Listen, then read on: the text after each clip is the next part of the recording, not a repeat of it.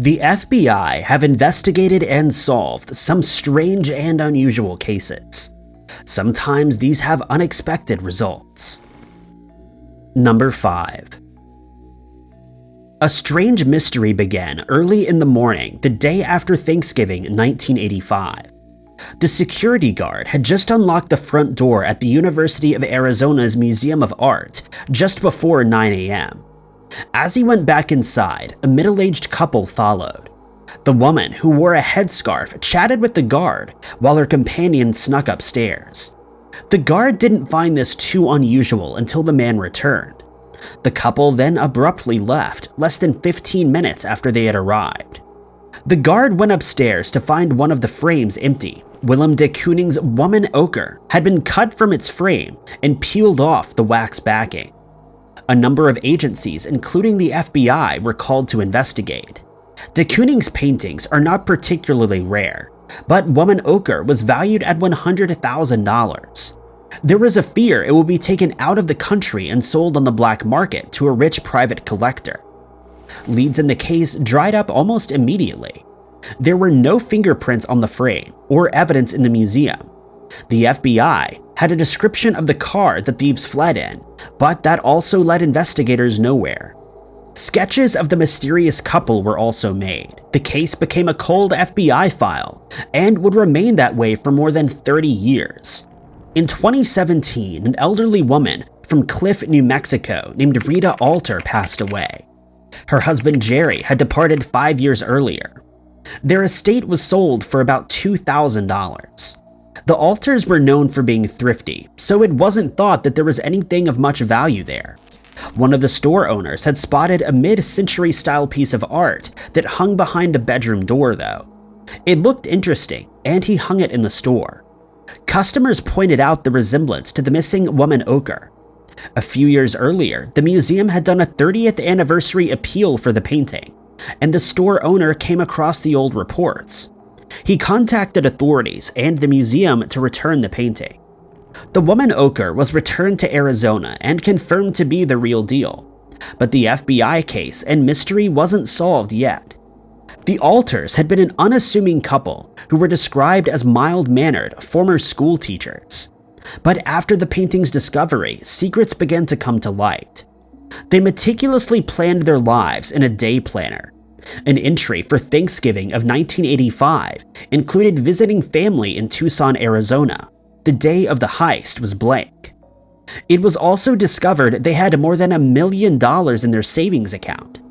The Alters definitely had more in their lives than their family had been expecting, but it doesn't necessarily mean that they were criminals who pulled off the heist. It's possible they unknowingly bought the stolen painting, as the antique store had. The FBI case officially remains unsolved, but with the painting returned and the main suspects passed, it's likely the mystery is as solved as it ever will be. Number 4. In 2017, an IT specialist at a biomedical research center uncovered a strange piece of malware that had infected a coworker's computer. Malware impacting Mac computers was pretty rare at the time, and this malware was especially unusual. It would turn out to be the software that had been infecting computers for more than a decade, and the source of the infection was completely unexpected. There were a couple of things that made the virus especially interesting and creepy for those trying to solve the mystery. It was a simple code, one that was easy to find if you knew where to look, but it didn't do much to alert a user to its presence. Unlike the most famous malware outbreaks of recent years, this one wasn't ransomware. It wasn't locking parts of the computer off until money was paid to some mysterious criminal. Instead, it was able to capture keystrokes, mouse movements, and even access the webcam or take screenshots of the computer.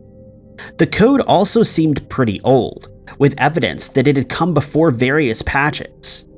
Whether this was designed to allow the code to slip through modern security nets, or if it really was such an old virus was just another part of the mystery.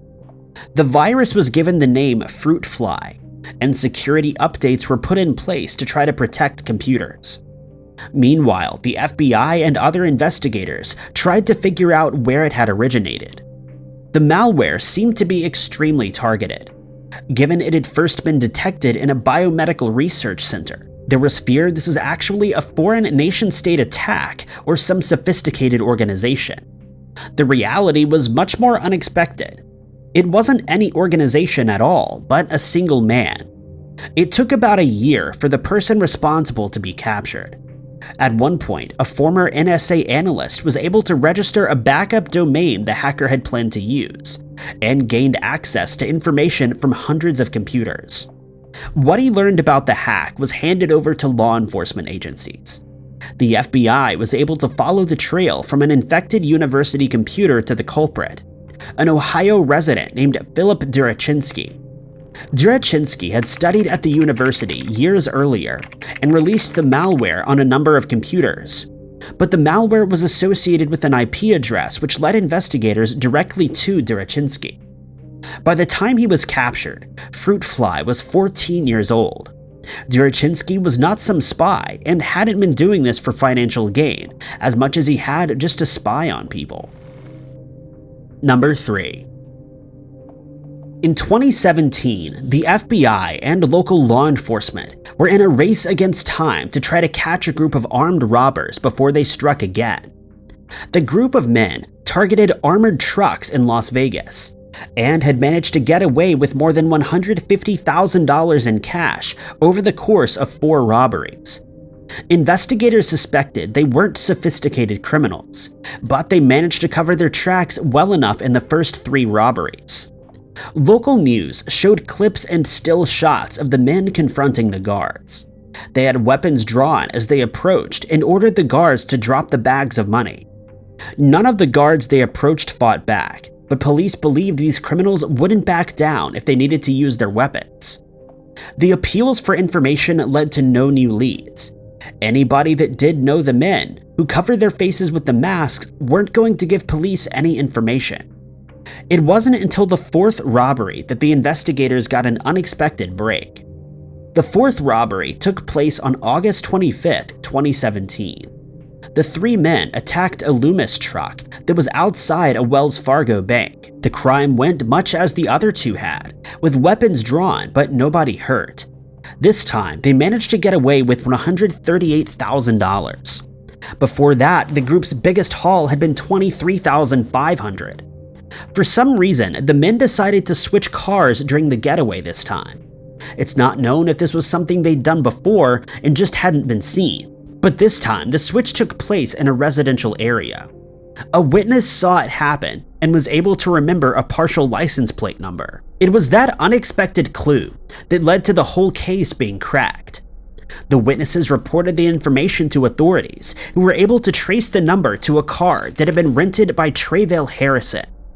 After Harrison was identified, his phone and car were bugged. This gave police the names of the other men, Randall Burge and Philip Scheel.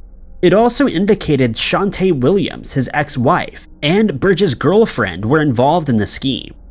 The suspects were watched from a distance until investigators realized they were planning another heist. On September 8th, the 3 men pulled up to a Chase bank where they waited for another armored truck to come.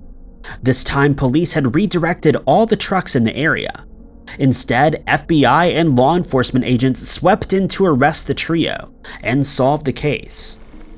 Number 2.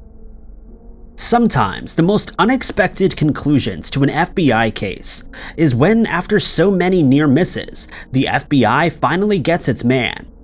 This was the case when law enforcement finally captured Jose Figueroa Agosta in 2010. Figueroa was described as the Pablo Escobar of the Caribbean and had a large criminal organization under his control. By the time he was finally captured in the Puerto Rico capital, he'd been on the run for more than 10 years. Figueroa was wanted by the FBI for his involvement in supplying a large amount of illegal substances to the US. His organization was responsible for transporting these substances from South America to the southern US through the Dominican Republic and Puerto Rico, and was one of the major suppliers feeding habits in the US. But Figueroa's crimes were much more extensive than just that. Getting to the position of power he was in required extreme ruthlessness, and he was believed to have committed more violent crimes. In 1995, he was handed a 209-year jail sentence for taking the life of a man he suspected of stealing a shipment of illegal substances. Naturally, Figueroa didn't plan to spend that long behind bars. 4 years later, he managed to force a release order and he walked out of the prison without trouble. 2 years later, he was detained in the Dominican Republic as part of an investigation into illegal substances. However, authorities had no idea who he really was, and he was released not long after.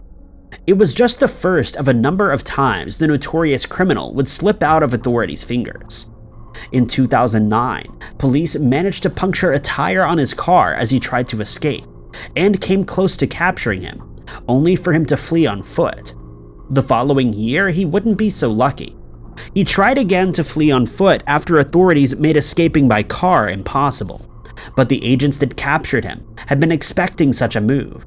He was finally put back behind bars and would later be handed a 30-year prison sentence for his role in illegal substance smuggling.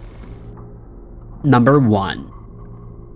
For years, a rash of unusual crimes had impacted families across California and Texas. Victims would receive phone calls telling them a loved one or a family member had been kidnapped and was in mortal danger. They would have to rush to banks to take out money to transfer to the kidnappers without getting off the plane. If the line disconnected, they were told their loved ones would be hurt. After sending thousands of dollars to the criminals, victims would be instructed to go to a location to wait for their loved one. The catch was that nobody had been kidnapped. The crimes would happen so quick, the victims wouldn't have had the chance to try to contact anyone, including the person who was supposed to have been kidnapped. If they did get that chance, they usually find the supposed kidnapped victim was completely unaware they were in any danger, going about their lives as they usually would.